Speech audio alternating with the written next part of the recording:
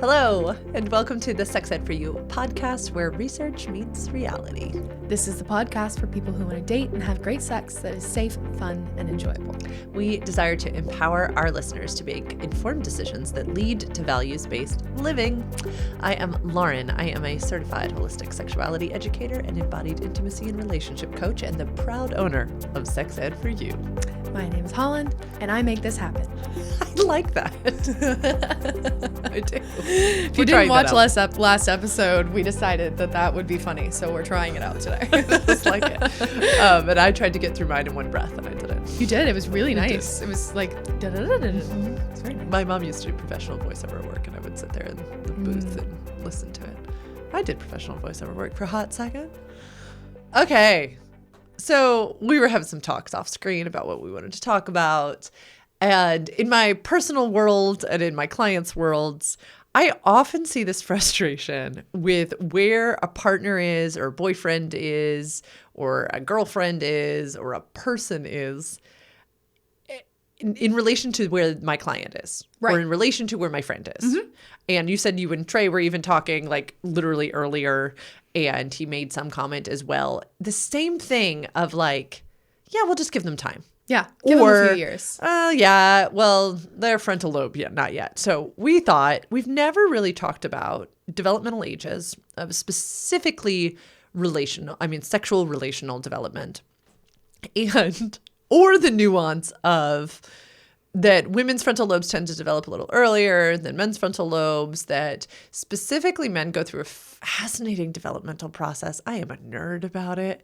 And how often we will partner up with somebody, siding up next to them, and then criticize them for where they are in their stage of development. Yep. Instead of just letting them continue to individuate. So we thought this would be a fun conversation. Yeah, especially because we have spoken a few times. We've touched on the topic of age-appropriate sex talks, of age-appropriate development, of when this should be happening.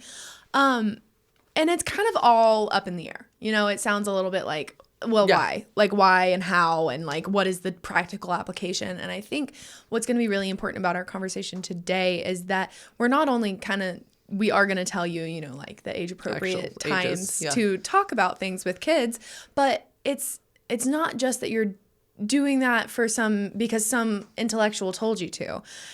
We're doing that because you can immediately see the effects of learning things when you're supposed to learn them, to how you apply yourself in life, to how you individuate from your parents, how you individuate from a partner, where you find your human needs, where you look for, guidance, mentorship. Like your whole life is literally affected by your sexual values and the way you were raised or reared. It is so integral to who we are as people. We always say sex is not everything, but it is a part of everything. And this is kind of what we mean when we say that, because there is so much about sex and consent and relationships that affects your daily life and the way you operate just as a human and the way you individuate and how much you rely on the people outside of you to do the things that you yourself should be able to do.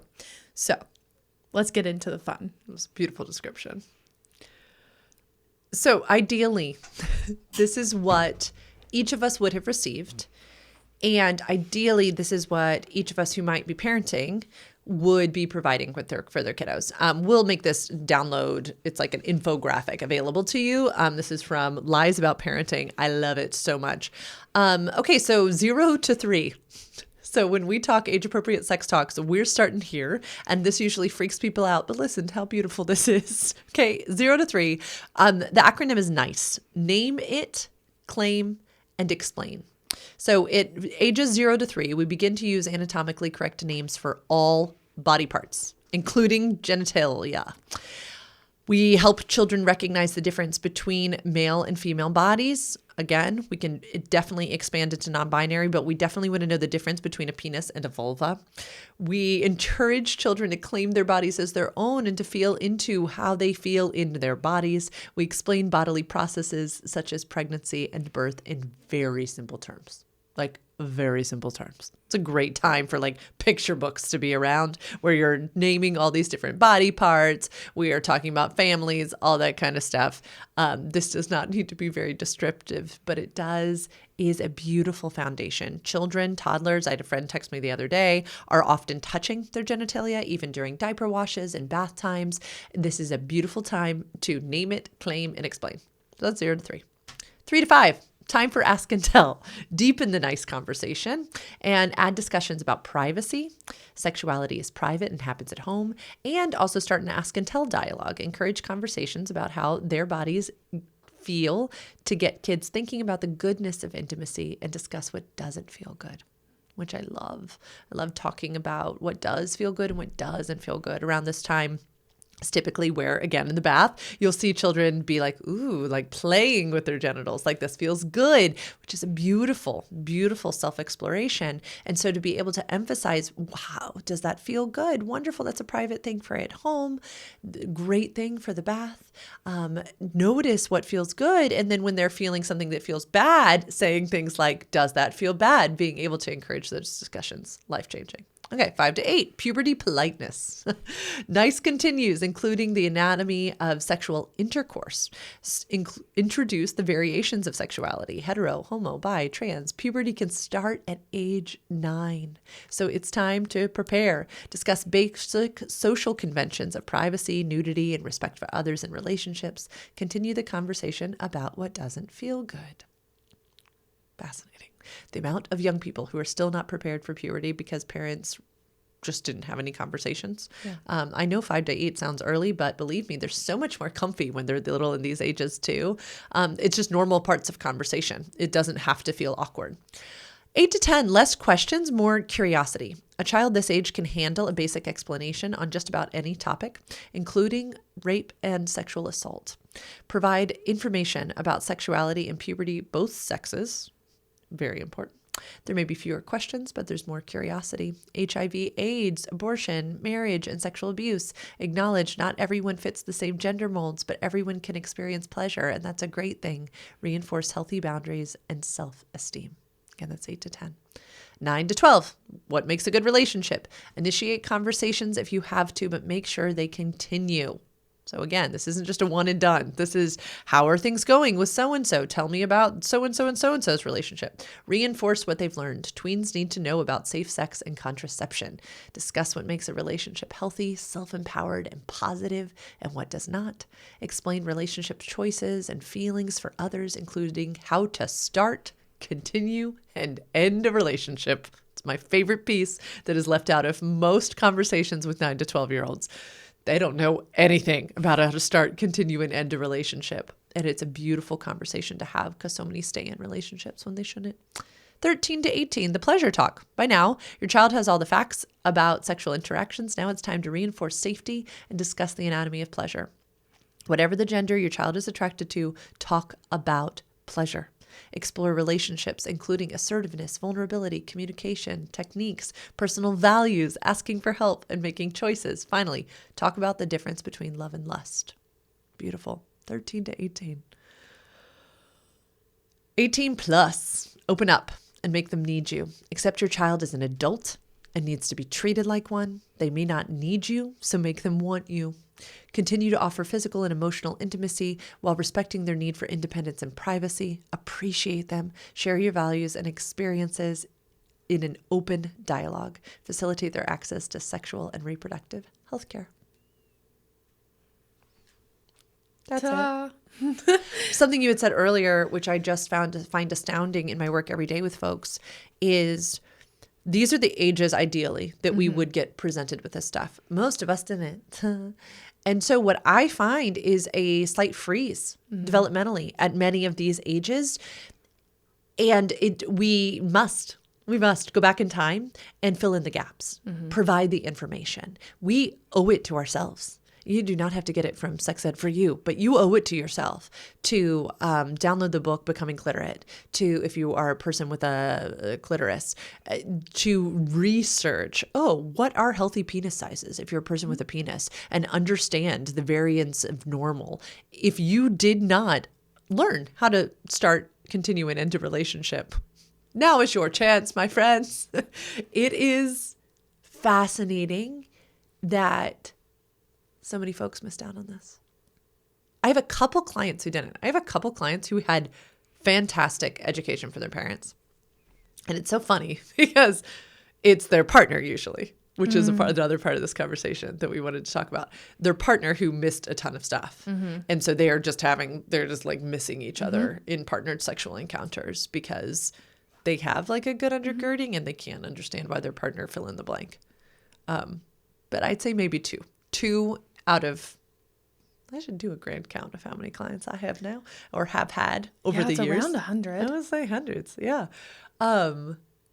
Two who've been given comprehensive, scientifically and medically accurate sexualty education. Somebody was like, that book on your shelf, that's the book my mom had. And I'm like, look at that.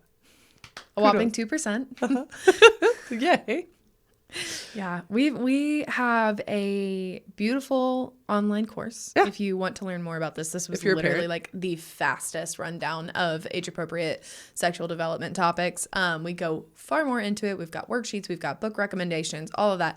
It is in the Sex Ed Prep for Parents course. It is on our website. I will link it below. I believe it is $120 total, and you can do it in two $60 payments, and it is like over 10 hours of instruction. It would be a great Christmas present for people in your life if you're listening to this live in Christmas of 2024. You can go at your own pace. I think it's 7 modules. Yes. 7 modules. It's very in-depth. It is in-depth. We talk anatomy. We talk circles of sexuality. We talk sexual values. We talk gender orientation. It's really cool. It's really cool. It's a great place to start. And I would really recommend that if you want some more information on parenting around sexuality, because it is such an uncomfortable topic for us because we missed these things. Yes. If you didn't have these, it's going to be hard to imagine talking to your kids about this type of stuff.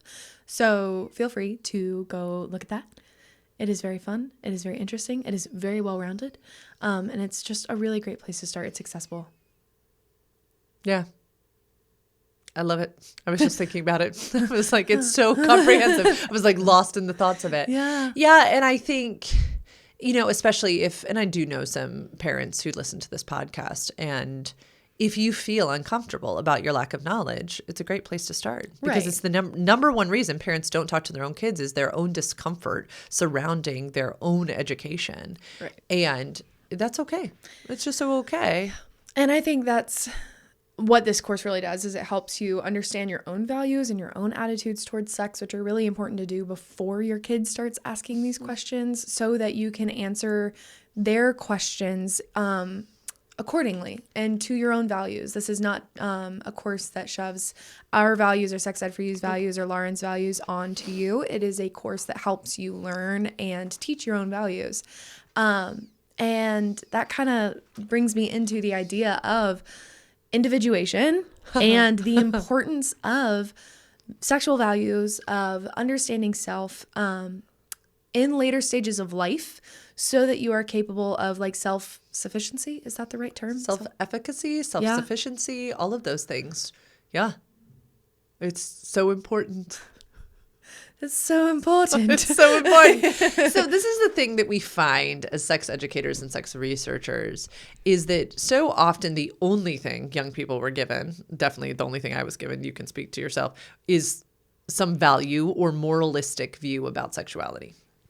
We weren't actually equipped with information to make informed decisions and then encouraged to go out as young people, like it was saying with that 18 plus, and continue to individuate and refine who we were so that we could stand like grounded in this sense of embodied choice and be efficient at respecting our bodies and the bodies of others, at making informed decisions, about having nuanced conversations, about talking about consent, because all we got was kind of some moralistic view of what was bad and what was good, what was right and what was wrong. Which we know from research, you put in an obstacle plus excitement, and all of a sudden you've got arousal. Like adding an obstacle, calling something bad doesn't mean it's not going to happen. So instead of just pointing and saying this is bad, we really encourage open dialogue with a child who is far smarter than you could ever really imagine. So smart. I mean, I happen to have a 14-year-old, so we do have like a test object here in this house.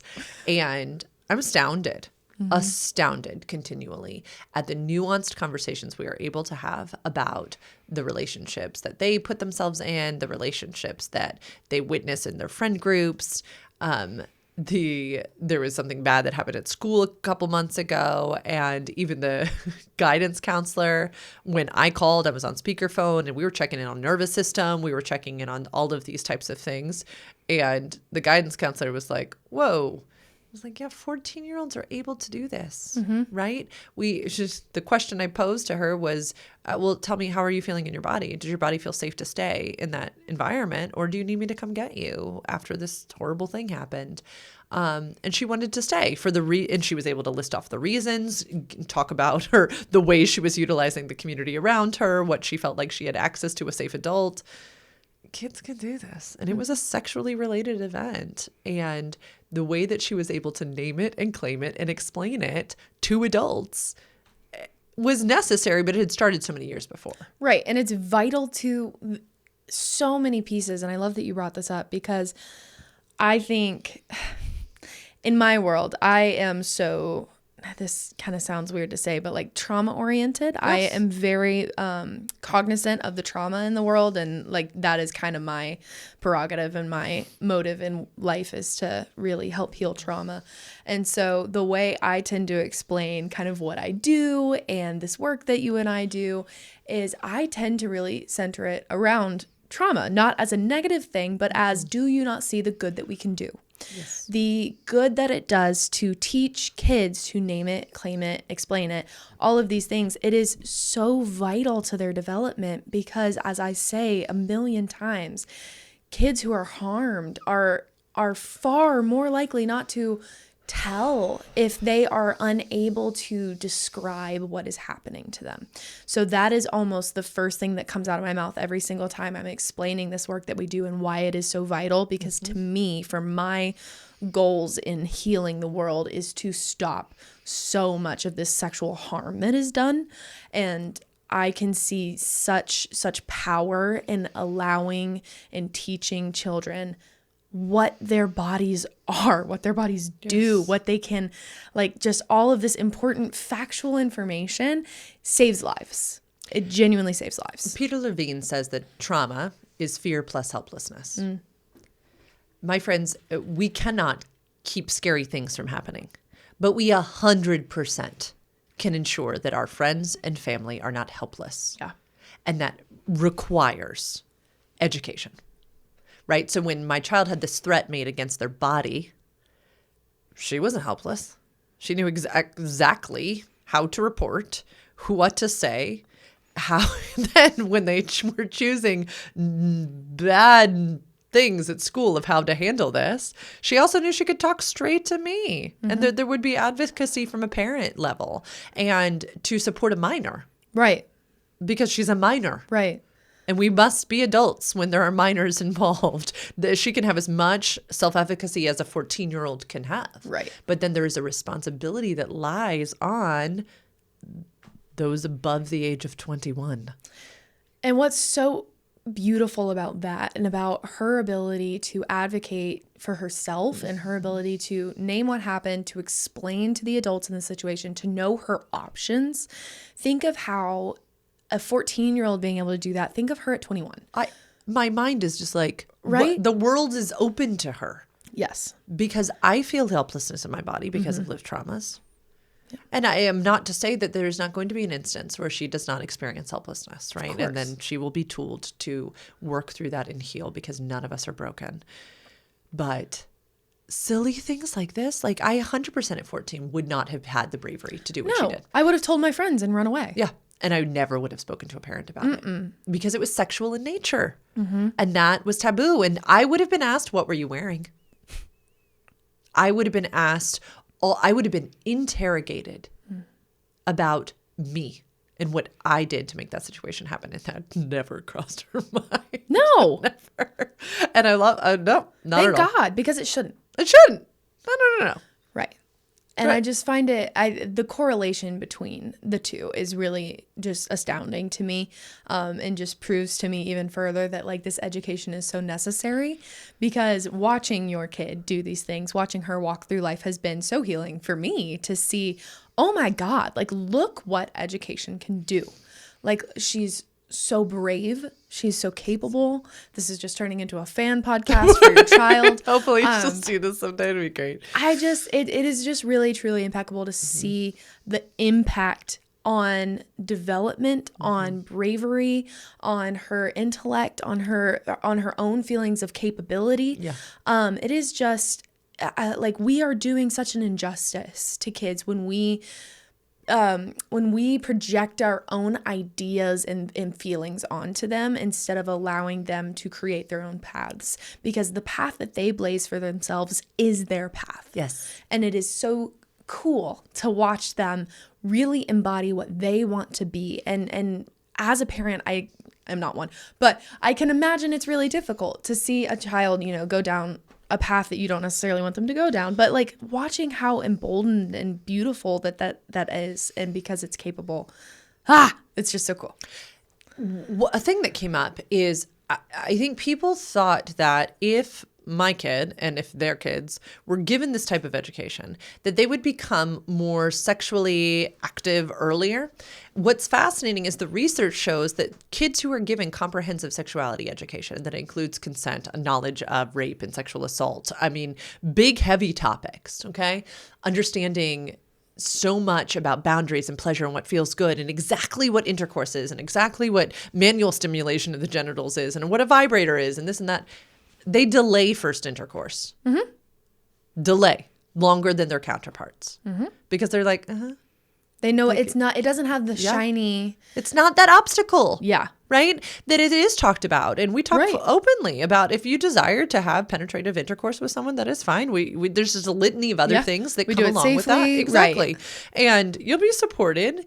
But we'll need to talk about pregnancy prevention. We'll need to talk about sexually transmitted infections. We'll need to talk about cervical cancer. There's a lot of things that come with that, just like driving a car. Right. And it is literally like driving a car in our house. Like it is the same weight Yes. of, and all those things that you'll have to do to prep for a car are all of the things that come along. But hooray, it's adulthood. There's nothing bad about it. It's a responsibility. Mm-hmm. And it's just wild how the conversations also kind of, as this handout that we'll make available share, is they're just kind of ongoing. Mm-hmm. It's hilarious how they just kind of pop in and weave out. And it feels comfy. Mm-hmm.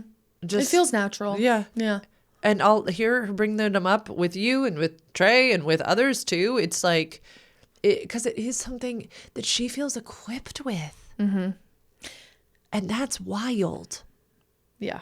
I'm like, she has no idea how much she's healing. So many of us who just watch her, just like staring at her like a you specimen. have that vocabulary. Like, that's what it would be like to be 14.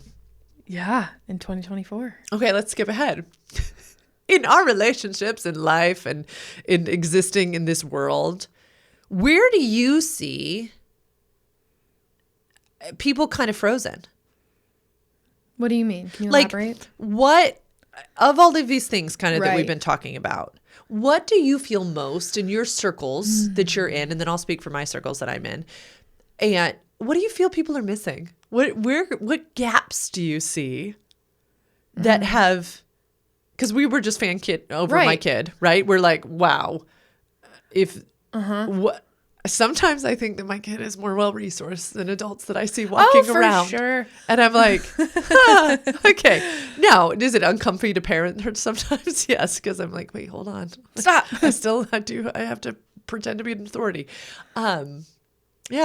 What gaps are you seeing? I think I see the first thing that came to mind. I'm sure there's more that I could probably bounce off of you. But the first thing that comes to mind is ownership, like self-ownership, self-responsibility. I see a lot of people making poor decisions and poor choices, and not being able to own up to the consequences. Yes. And I see it in relationships. I see it in their own just like personal life. I see it in, almost an inability to face reality. And I think that comes from an inability to face discomfort and an inability to really grapple with hard things. Because, I mean, if we get down to the very, very basis of sexuality, it's a hard thing to talk about. It is. It is a hard thing to talk about with your kids. It is a hard thing to talk about with your partner. It is a hard thing to talk about with yourself. And so I kind of see this like invisible thread of, well, if you have these actions that you can't take accountability for, but you can't take accountability for it because then you would have to confront the fact that you have a problem with whatever this is. And then you can't combat that because then you have to realize that you went through some really hard things. And those hard things are what led you to where you are today. But if you can't look those things in the face and, go to therapy or journal about it or just confront it in whatever way that means for you, you're not going to be able to quote unquote fix your life. You're not going to be able to make better decisions. You're not going to be able to have better relationships because this inability to grapple with difficult things. Mic drop. Yeah. And, parents, so much of that comes from our lack of comfortability with helping our children individuate and not remain codependent upon us. We have such a codependent culture, and we raise these young people to continue to be codependent on us into late teens, early adulthood. And so they are not learning how to turn towards their traumas with curiosity and compassion, how to seek out a therapist in their school, at college, how to look at the safety-seeking behaviors they chose as a result of overwhelming sensations they felt in their body, because parents mollycoddled them and kept them codependent for too long. To raise a child and help them, encourage them to individuate is beautiful. The feeling of, I don't want my child to individuate from me is a invitation to turn towards yourself with curiosity as a parent. That's like, whoa, have I accidentally become codependent on my children? Am I accidentally getting all of my attachment needs met by my children? And listen, the parent-child bond is crazy cool and stunning and amazing. But that's unhealthy. And it's really not going to go away because you equip them with tools. Like you're not losing them. No, it's amazing. It's so amazing. And then they are able to circle back to you as well, which is really cool. But we are really perpetuating this lack of autonomy, like you were saying, and the ability to take accountability for one's own actions by creating codependent relationships with our kids. Because what I see is now adults in my practice where they've never learned how to, they are not individuals within partnership. One of the things I center in partnering work is the agency of the individual within the partnership. And their minds are like, what? And I'm like, yes, the relationship is one thing. And you are each separate people with needs and wants and desires, and to be able to claim those is very important, but also to be able to understand why you think your partner should fill in the blank, why you think your way is the best way, why you think that, this person's role is that and my role is this. But we can't start to do that if we can't take accountability for our own actions. How do you see this, like the same question you asked me, how do you see this kind of lack of education affect people and relationships and relationship dynamics? How do you see that in your work? I see a lot of projection. I see a lot of subconscious projection of my mom did it this way, so of course you're going to do it this way type of projection. But I also see a lot of inability to So like a hetero dating relationship, right? I'd see a woman project onto this guy. Well, like, of course he wants to provide for my needs and emotional needs and have deep conversations with me because like, that's what relationships are. Or like just this an inability to fathom that they could be operating on one script and this other human could be operating on a different script because neither of them were given comprehensive sexuality education of how to start, continue into relationships. Neither of them were given consent tools. Neither of them were given understandings about pleasure and how to center the pleasure. And so everybody's just a bundle of these projections and codependencies, or opposite, this like avoidant attachment, this kind of like hyper independence, this hyper like, cannot tell you how many people in my like extended circles were harmed once by a dating relationship in college and are still just not partnered at all, and they're in their 40s. And I'm like, wow. Right? Like they had one relationship that went south that was not like their relationship with their mommy, right? If we were to turn towards it with curiosity. And they were like, well, fuck it all. Yeah. And a lack of understanding. You know, we talked about individuation. We did not talk a ton about the frontal lobe. Okay. So frontal lobe, y'all, fascinating. Go do some Googling. Do you want to explain a little bit? No, you take it away. Okay. So frontal lobe is obviously in the front of our brains, and it doesn't finish developing until around age 25. Everybody's is kind of slightly different. For women, in people in female bodies, research shows that theirs finishes developing a little earlier. But men definitely not. Definitely not. And it is like our decision-making skills. It is our ability to rationalize. It is like a lot of really helpful things. And so, I mean, y'all, I got married at 21. I still laugh. I'm like, oh my God, I wasn't finished developing. Like just not finished. I wasn't done cooking. Was not done cooking. And so I see a lot of misunderstandings in folks literally regarding like, well, wait, what if you just looked at this person and gone, oh, they're not done maturing yet. They're literally not done cooking. And it's just like, it needs longer in the oven, and that's okay. But we cast so much judgment and so much, again, projection on, well, they're ready for this. I know what's ready. I know them. We can get into the other things like how we pattern attachments after what we saw our parents do and that kind of stuff. But yeah, there's also, I'm a nerd about the development of people in male bodies who identify as men, who identify as heterosexual. And I see a lot of true maturity happening mid-30s of, oh, I've found what I want to do with my life. And now that I know what I want to do with my life, I know the type of things I could provide for partnership. And then, and only then, do they feel confident to start looking for a partner. But that's a whole lot of dating years up until then. So I see a lot of hurt happening, and I don't really think it's that intentional. I just think they're not done cooking. Maybe that's the title of this podcast. Okay, so my pitch question back to you. So there's gaps in our education. There's gaps in our understandings of our own development. So we fall into patterns. And you and I earlier were trying to like name some of these patterns that we've seen. Yeah.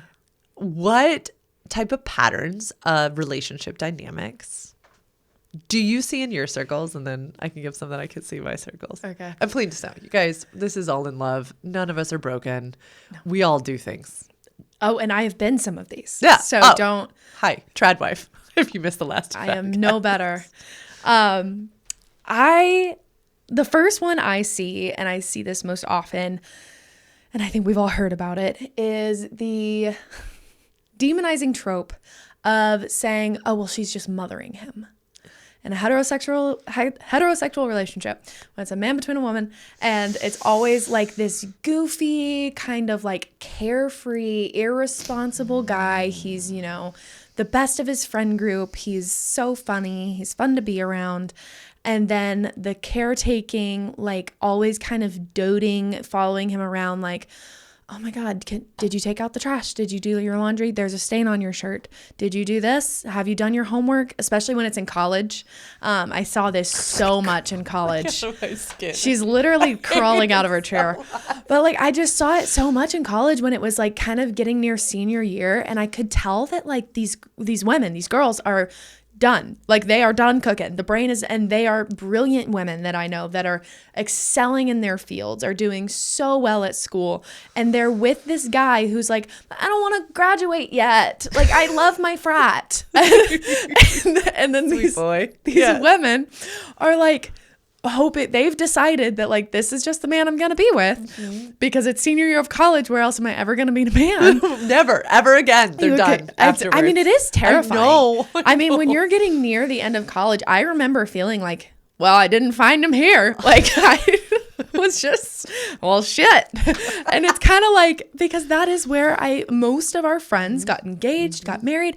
And so you see these women who are in these relationships with these men and they're like, well, I've just got to do the latter half of his rearing. I'm just going to have to raise the rest of him because he doesn't know how to do his laundry. He makes hamburger helper or eats Whataburger for every meal. He, drinks protein shakes and goes to the gym for 4 hours a day. I just have to finish like making him a man. And that relationship dynamic is so toxic. So toxic. But that's not what we're here to talk about. We're talking about it because I can literally point to where in this, age appropriate sex talks that both of them were unable to learn, where he was never taught the responsibility of his actions, never taught that he needs to be self-sufficient, that he needs to learn life skills, because he's always, and heteronormative, especially Southern culture, he's going to have a wife, who's going to cook and clean and do all the things for him. So why should he ever learn those? And then she is taught that it is her responsibility to do those things. She is taught that it's okay if he's immature because he's fun and he's sweet and he's nice to you. And like, it's just this interesting dynamic that is so prevalent in at least my age, my culture, like 23 Southern people. I see it so much. And I literally have been to like a few weddings that I'm like, oh God. And I love them with my whole heart. And it's not to say, please hear us. I do see sometimes people grow up inside a partnership. Oh, yeah. I do. You're not a lost cause.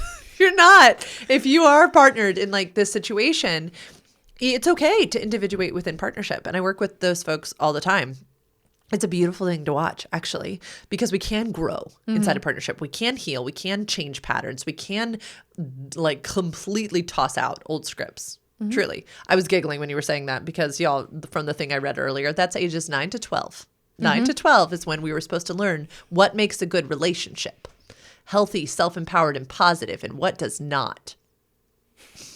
9 to 12. We missed the 9 to 12 section. Which makes sense too, because think about like as a parent and as a kid, you've got up until 9, they're like they're like a literal kid. It feels like they're a child. Kid. And when they hit 9, 10, 11, it's like you kind of start realizing that this is a human. Yeah. And then it's like, well, I'm not going to talk to it. That's weird to talk to my kid about sex. It's weird to talk. They don't want to have that conversation with me. And I think that really makes sense. Like that is kind of when it starts to become really ultra uncomfortable for us to talk to kids about sex and talk to kids about relationships. Fun piece of public health knowledge. One of the reasons why biologically and evolutionarily that is uncomfortable in our bodies is the fear of incest. And so I like to normalize that for parents and normalize that for the adults in the lives of children, is that is a healthy fear. That is a healthy fear. But then we need to acknowledge it, allow it, and then understand that children need to be empowered with this information. Because then they're going to become adults and have those types of relationships. And if you're a parent listening to this, a real big thing that you can also be thinking about is the way you're modeling partnership and relationship for your children. So because it is what you're saying, but it's also what you're doing. And I would argue that a lot of young women who feel heteronormative are growing up in households where they're watching their mom caretake for their father. And so they just think that's normal. And that is how you do partnership. So yes, I think it's a lack of education. Also, I think it's modeling. Absolutely. And we see it everywhere. We see it where you and I have been watching Kevin Can Fuck Himself. Yeah, Kevin can fuck himself. Kevin Can Fuck Himself, the TV show. If you guys have not watched, we'll do a whole podcast on it because it's a good one. But that's definitely their dynamic. Is she caretakes it? It's kind of works off of all of like sitcoms that have been on for years and years and years, where this like doofus type of husband and this wife who takes care of everything. Yeah, just make sure that everything is smooth. Yeah. And that is definitely this dynamic. And then that also kind of is similar to, I'm calling it kindly, the pants and the doormat, because I have seen this. I have been this. I will also admit that. I have been this, where it is a very high demand and heteronormative, high demand woman, and a very kind, almost like soft, like teddy bear kind of guy, who is just like isn't gonna tell the waitress that his order is wrong, and so he has the wife or the girlfriend who is like, waitress, this is not right. And it's kind of just this dynamic of she's really driven. She knows what she wants. She is going, and like is kind of dragging him along with her and being like, well, do you want to be with me? Because if so, you're moving to, Utah with me because that's where my career is taking me. And it's like very unconsensual in a way of like, either you're coming or you're not, but it's in more of a dismissive way, not in an open dialogue way. It's very like, well, this is what I'm doing, so this is what we are doing. And it's almost feels to me like dismissive, like very, almost like an 80-20 relationship. Like she or he, whoever, because obviously this can be either way. Flip, yeah. But just that the one person who is taking up 80% of the space in the relationship. You always say take space and make space. And it feels to me, and I've seen this in friends, I've seen this in myself, I have myself done this, where it is very much this one person is just like domineering in the relationship and is making their decisions, is really just headstrong. And then the other person is just like, well, I'm here. And I'm going with it. Like, I ended up in this relationship. I love them, which is, who's to say they don't love them? Of course they do, But that doesn't necessarily mean it's a good relationship. That touches on some really neat aspects of attachment theory that I'd encourage if anyone was like, ooh, that is a little bit of my relationship. What we find is that the one who is more domineering has a more anxious attachment style, and the one who is being trampled over the doormat has a more avoidant attachment style. And they subconsciously will seek each other out because one tends to isolate and kind of just be less, and one tends to be more. And so it works if you're thinking of puzzle pieces. It works subconsciously. It works in this narrative, but it's not healthy. It's not healthy long-term. What is healthy is, yeah, sure, we all have tendencies, but is to find, yes, am I someone who takes up more space? Ooh, then where can I find that I can rest back, I can fall back into myself and allow another? And then for the one who has a tendency to give up just to make all the space, where can they move in? Where do they have room to expand? And what's fascinating is when a couple who found themselves subconsciously drawn to one another because of these tendencies, lack of education, is that when the one that takes up so much shrinks back and the other one has space to grow, they end up together still. And it is really cool for me to watch the partners that I work with where this is absolutely a script that I see all the time. It goes all the ways. Oh, yeah. All the ways for sure. Regardless of orientation or relationship structure. Yeah, it is cool when we learn, oh, I don't have to do it that way anymore. Yeah. But there was something that was missed. Right. And there was something that was modeled. Yeah. What part of development would you say, like off of our chart, what would you say that corresponds to? That little piece. That same 9 to 12? And a little bit pleasure, a little bit about what feels good. I see a lot of the domineering one in this kind of like striving, like things got to get done and this is what we do and nobody else is going to do it if I don't do it type of narrative. So pleasure as well. Yeah. And then boundaries and self-esteem, which is 8 to 10. So I would say 8 to 10, that boundaries understanding, Yeah. like, so I'll have clients literally pat their body and we'll be like, where do you end? Where are your edges? And one of my embodied clients the other day was like, I mean, this was months ago, but he was like, this is life changing, because I think my entire life I've thought that others were allowed to come in and take from me, because that was what was played out in younger years in adolescence. And he was getting to figure out for the first time, no, I get to be individual inside a partnership. I end, and no one has the right to protrude through me. But I think that's a boundaries conversation. That's about 8 to 10. And then pleasure of, I always tell my clients, partnerships should feel good. It should be easier. It should be two people working side by side towards some common goals. It should not feel like you now have a child. Yeah. It should not feel like now you have a naggy mother. It shouldn't. Right. And I think so many of us just grew up seeing that we're like, yeah, it should. That's what partnership is. Yeah. Right. It's not. I would love for you to take these last two because I think you have more personal experience. Okay. So War and Peace was another model that I threw out there. And I think that's because it's what I witnessed in my home. My parents had a highly great sexual relationship, which now as a sexuality educator, I'm like, no, duh. They constantly were escalating one another and not meeting each other's needs. And then the comeback together was like crazy. But it was very War and Peace. If they were at war, it was uncomfortable. There was yelling. There was me being put in between them. Like, you give Lauren more attention than you give me. I'm an oldest daughter, and so I have all the oldest daughter trauma. But if they were at peace, things were loving and wonderful and kind and affectionate, and it was a wild house to grow up in. And so, fast forward, I thought that was normal. I thought that the highs and lows were normal when I got into my marriage at 21, when my husband immediately became an alcoholic, like literally within the first month. Cough, was gay and didn't know he was gay. I just thought it was normal that you could go to such low extremes inside of partnership within weeks of being married. That your husband could become a raging alcoholic and then you should just stand by his side, because I'd seen horribleness. And I just kept thinking the peace was coming. That never came.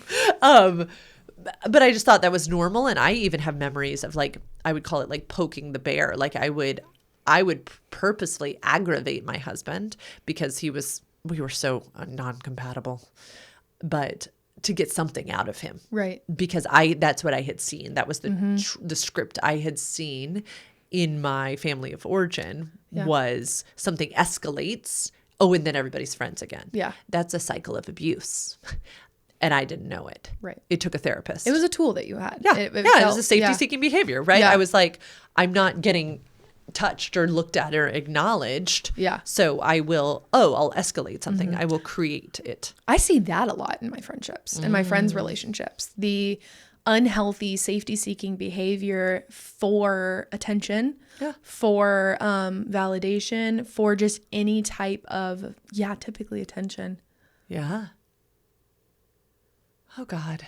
Right? Again, start, continue, and end relationships. What a valuable skill that is, because y'all, we should be feeling attended to inside of partnerships. Now, you and I said we would throw on here the human needs thing again, because I do think in codependent cultures, we have a tendency to like put all our eggs in one basket. We're like, I have a partner. Now you're my everything. You will meet my need for certainty, uncertainty, significance, love and connection, growth and contribution. I need no friends. I need no people, no community, just you. Just you. And that's not fair either. That's really not fair either. Yes, you should be getting some needs met by a partner. I do think it should be pleasurable and fun and safe and like spur you on. I really do think, but not everything. Friendships are so important. Having work that we love, or a volunteering thing that we love, or nieces and nephews that we love, or whatever it is in your world, you deserve other secure connections that fill you up. Seriously.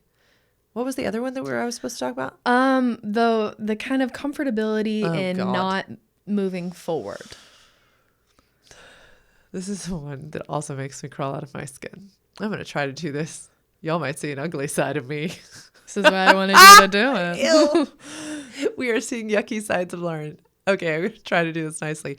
I think this is Enneagram 3 meets Generator in Human Design meets Oldest Child meets my whole thing in my life. In every way, Lauren likes to strive. I do like to do things.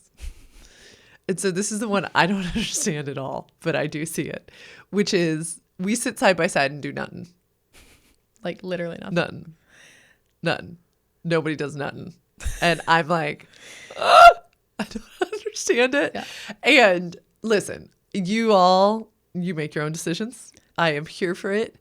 I will talk about from I'll try to be unbiased point of view of why I don't think this is great.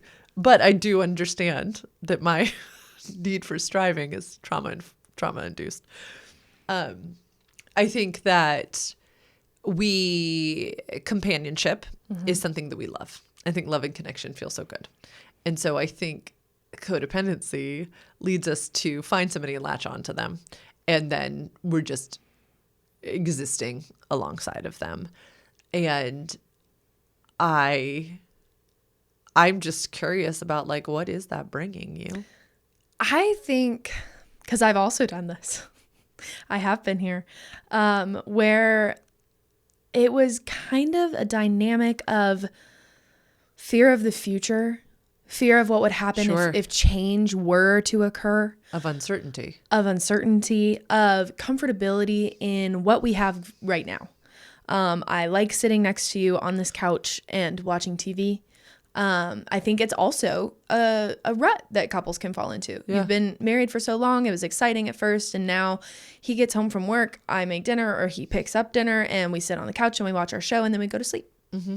And it kind of it's like a pattern. I think it's more of a pattern than it is maybe a relationship dynamic, but I think it almost can bleed into relationship dynamics. But I think it begins as a pattern of we just have this is the life that we lead. Yeah. Like, and then maybe on a weekend we go get a drink or we have our date night or whatever. But I think it really comes down to the comfortability of not having to change, of not being forced to strive. Like you are so comfortable in striving. I think there are equal amount of people who are comfortable in comfortable. Yeah. And there is a desire to not strive and a desire to not be pushed. We always think of like stoner culture. Right. Of stoner couples even. I know a few who it's just smoke and chill and do nothing else because it's easy and it's comfy and you're not being pushed to succeed. And I think there is discomfort in success. Well, and I want to speak to, okay, so as you were saying, the safety-seeking behaviors and yada, yada, I want to be very clear. If there is no negative impact from sitting side by side, getting stoned with someone and watching a favorite show and you love the ritual of your day and it's this, that, and the other thing, then by all means, like you have found a great companion. Like truly, if there are no negative impacts, I think what is important to say with all of these patterns and different, like, I don't know, whatever we've been calling them. Dynamics. Is that if there is a negative impact, these dynamics can change. Right. Are you hiding from something? Yes. If you are feeling a negative impact, then most likely you are following some script that you don't have to follow. You don't have to. Most likely it's coming from a lack of information that could have been provided for you earlier on in your developmental experiences, and or you're still cooking, and or it's okay if it was working and then it now is not working. It's okay if one day you wake up and you're like, I'm a doormat. It's okay if one day you wake up and you're like, we've been sitting on this couch for a month. We haven't been doing anything. And I want to be the type of person who goes to apple orchards. Yeah. I want to be the type of person who shares Thanksgiving dinners. Okay, great. If you don't, though, more power to you. Yeah. I think also one of our last podcasts was about like, looking at our phones and being like desiring something that feels unattainable. Well, you don't have to do that. Yeah. If you are happy in your relationship dynamic, by all means. Continue on. But if you're like, I feel like maybe I'm missing some things. Right. And you feel that I want come up, listen to that. Even if it's I want to be heard, if it's I want to do less labor in this relationship, if it's I want continual peace, if it's I want to get up off this couch, it's good to want.